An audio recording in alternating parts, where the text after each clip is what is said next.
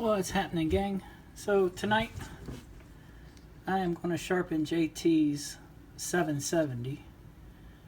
Now I went through the process of putting a sharpening choil on this guy.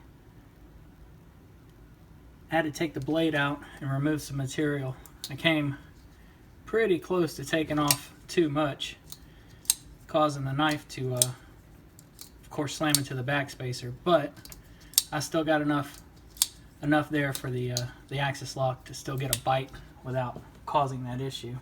So I'm going to start with the 280. I'm going to cut this edge off. That way we can start with clean steel, because this knife feels and looks like it's been stropped quite a bit.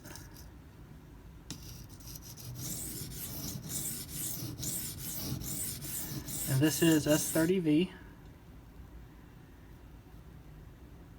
And where they used to have that big old flare in the sharpening notch, they've caused the bevel angle to ride up the blade quite a bit unnecessarily.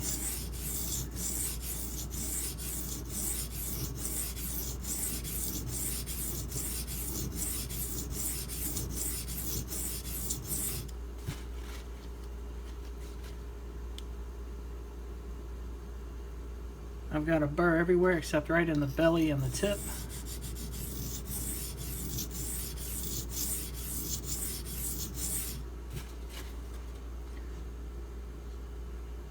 Still nothing.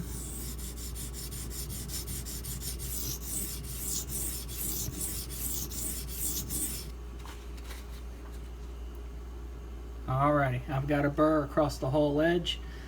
The edge and the bevel do widen just a hair in the belly, which tells me that it's thicker right there.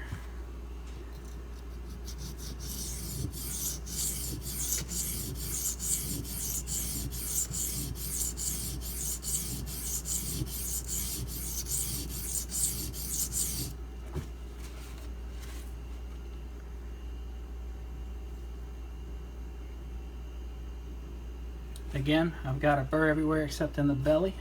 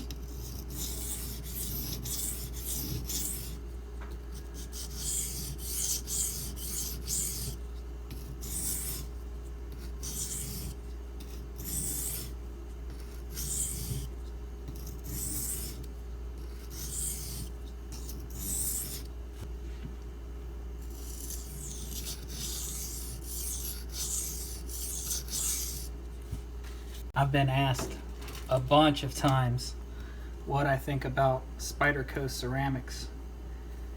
I think they're fantastic.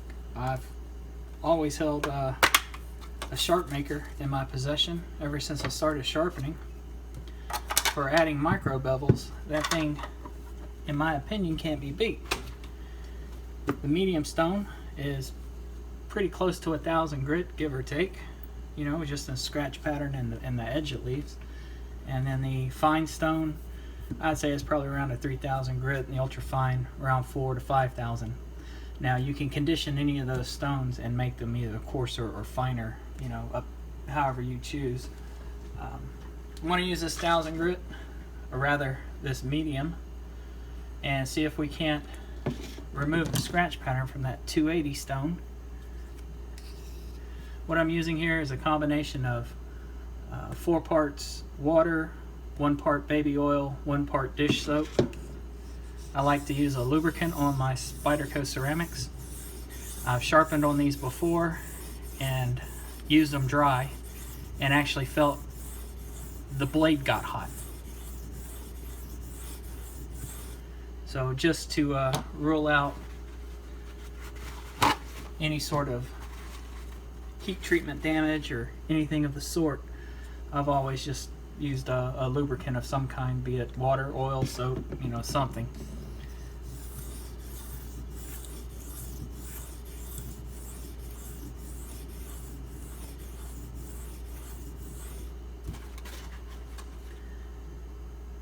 And yes, indeed, the ceramic is removing those 280 scratches no problem.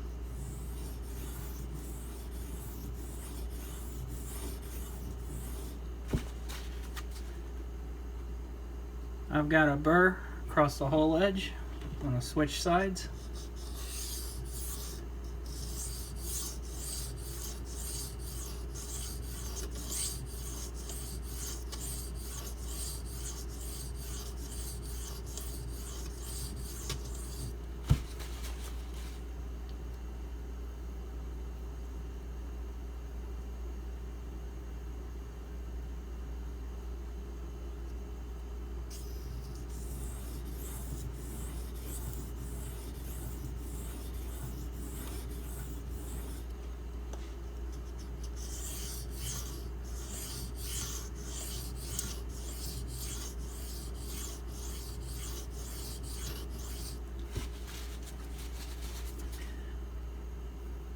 I think for starting out, diamonds and ceramics are a pretty common choice for most people, and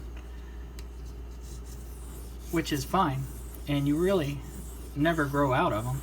I mean, those stones can stay with you through your entire sharpening career. They have very, very limited maintenance. They stay flat pretty much forever. You can use them dry, although I don't recommend that. And I get asked quite often, how do I clean them once I'm done? Well, using the oil, soap, water combination, they don't really load up too much. I mean, there's a little on there. To get that off though, just take a little oil.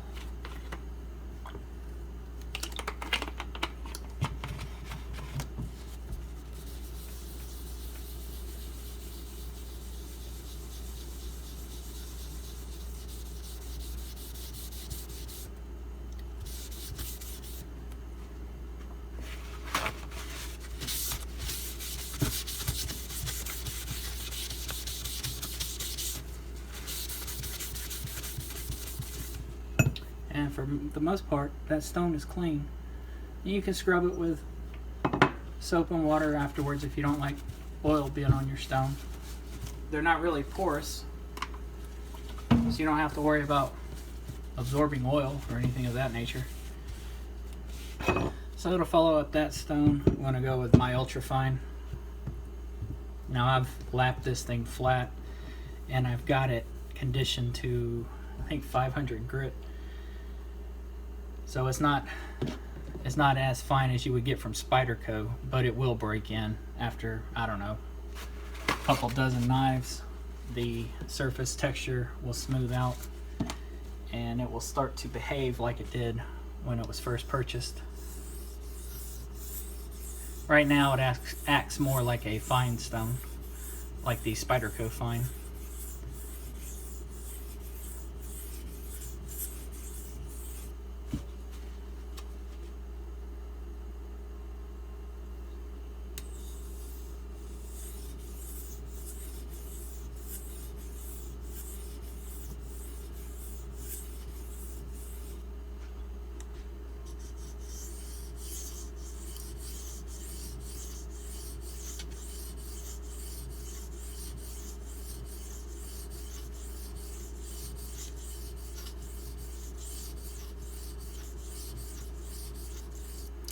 Now, this stone is not great for removing a burr. I've found, especially if you've got a very large burr, it's almost impossible. So when you come to this stone, should you use ceramics, try to be burr free or as close to burr free as possible. unless you're going to strop or micro bevel.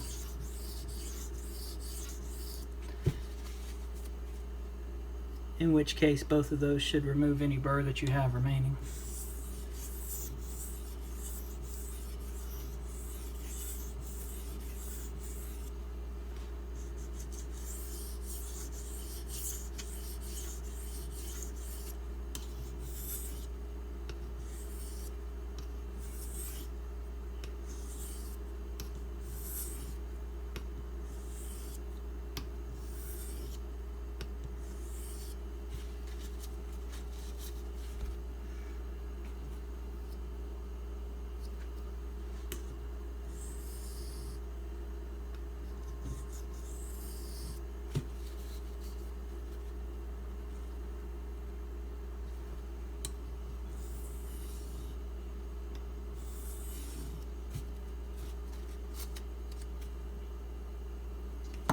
Again, to remove the buildup, most of it comes off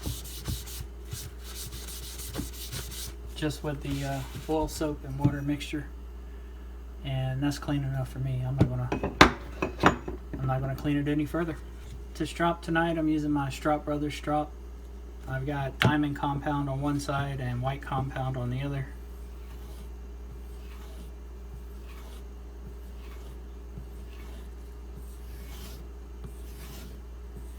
I've got a pretty big burr left on there. I can feel it.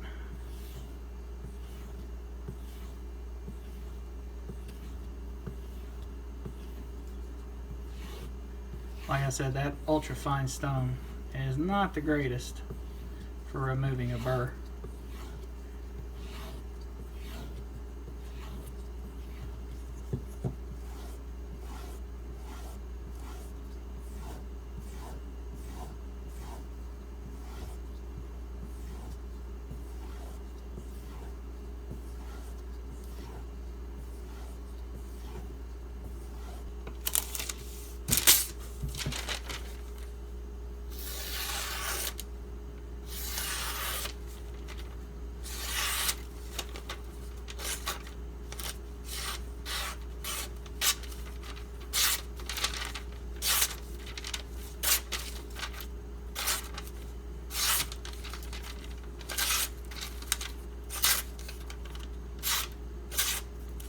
Obviously not one of my sharper edges, but again, I reconditioned this ultra fine stone. It's got a pretty coarse finish on it. It's not the greatest at removing the burr. When I went to the strop, I had a pretty large size burr left on the knife. Stropping a burr off is really not ideal. When you remove the burr, you can take some of the edge with it when you do that. Ideally, what you want to do is you want to remove the burr on the stone and then strop. Measuring it on the edge protractor, it came out to 20 degrees per side, 40 degrees inclusive. Still not a bad edge. That's plenty sharp for any task I would put a knife through.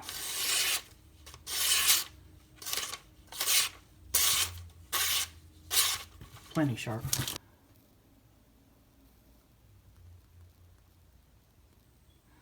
So you can see where Benchmade had enlarged this portion of the bevel because the sharpening notch was so wide.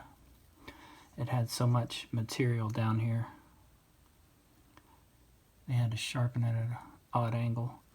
You can still see some of the 280 scratches in there, but for the most part, when you look at it in the right light, it's got a really nice polish.